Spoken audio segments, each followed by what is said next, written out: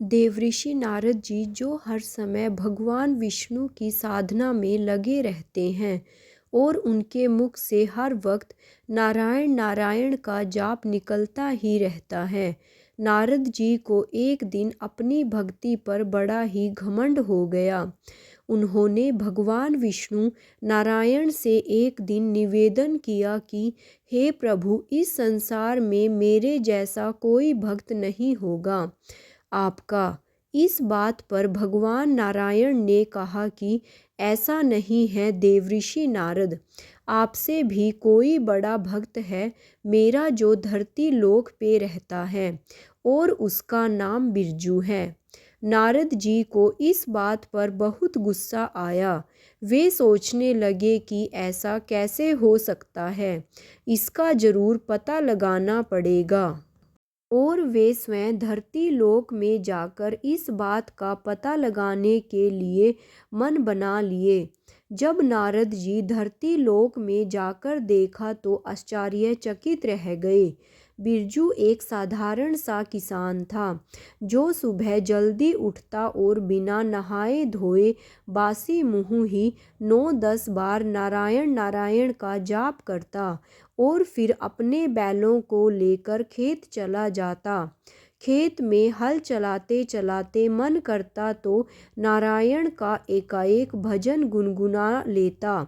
फिर शाम होने पर घर आता और घर के जरूरी काम, सब्जी लाना, बच्चों की बात सुनना आदि काम निपटाता और बिना आरती पूजा किए खाना खाकर सोने चला जाता।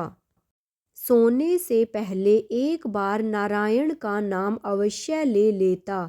अब नारद जी का सोच इधर उधर होने लगा। वे सोचने लगे कि हो ना हो यह रात में उठकर जरूर कोई विशेष प्रकार की पूजा अर्चना करता होगा, तभी तो नारायण भगवान इसे अपना सबसे बड़ा भक्त मानते हैं। अब इस चीज़ का पता लगाने के चक्कर में नारद जी वहीं रात भर खड़े रहे, परंतु बिरजू तो रात में उठा ही नहीं। वह सीधे सुबह उठा और अपनी दैनिक दिनचर्या के हिसाब से काम में लग गया। नारद जी सोचने लगे कि आज नहीं तो कल ही सही, पर जानकर ही रहूँगा कि आखिर यह किसान बिरजू कौन सी विशेष पूजा अर्चना करता है। इस सोच में नारद जी वहाँ थोड़े दिन रहकर पता करने लगे, पर बिरजू की दिनचर्या में कोई परिवर्तन नहीं हुआ। अंत में थक हार कर गुस्से से तिलमिलाए नारद जी सीधा विष्णु जी के पास पहुँचे और विष्णु जी से बोले कि हे प्रभु, आपने तो मेरा अपमान ही कर डाला।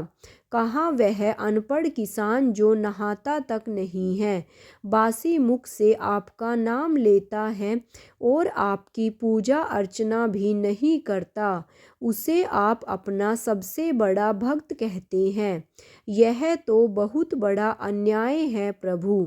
विष्णु जी नारद की बातों पर मुस्कुराए और नारद जी से कुछ नहीं बोले।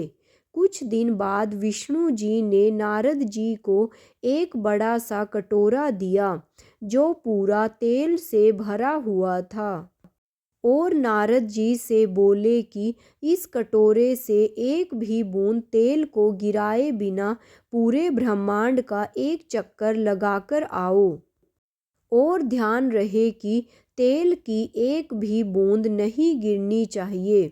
नारद जी बेचारे क्या करते, तैयार हो गए। कटोरे से तेल ना छलक जाए इसे ध्यान में रखते हुए बड़ी सावधानी से ब्रह्मांड का चक्कर लगाने लगे और 7 दिनों बाद पूरा चक्कर लगाकर भगवान विष्णु के पास पहुँचे और विष्णु जी से बोले कि हे भगवान, संभालिए अपने इस तेल के कटोरे को। मैंने इसे इतनी सावधानी से लाया है कि इसमें से तेल का एक बूंद भी नहीं गिरा है। विष्णु जी बोले, ये तो बहुत अच्छी बात है, पर मुझे ये बताइए कि इन 7 दिनों में आपने कितनी बार मेरा नाम लिया? नारद जी बोले, प्रभु, मैं आपका नाम लूं या इस तेल के कटोरे पर ध्यान दूं? मेरा पूरा ध्यान इस बात पे था कि कहीं तेल का एक बूंद भी ना गिर जाए, इसलिए मुझे इन 7 दिनों में एक बार भी आपका नाम लेने का मौका नहीं मिला। भगवान बोले, बिरजू, किसान तो गृहस्थ जीवन के सारे कार्य करता है। उसे पूरा दिन हजारों काम करने होते हैं, 50 तनाव से गुजरता है, फिर भी वह दिन में कम से कम एक बार मेरा नाम लेता है। और हे नारद, तुम्हारे हाथ में तो केवल एक तेल का कटोरा था और तुम मेरा नाम लेना ही भूल गए। अब तुम ही निर्णय करो कि सबसे बड़ा भक्त कौन है। इस कहानी का तात्पर्य तो आप समझ ही गए होंगे।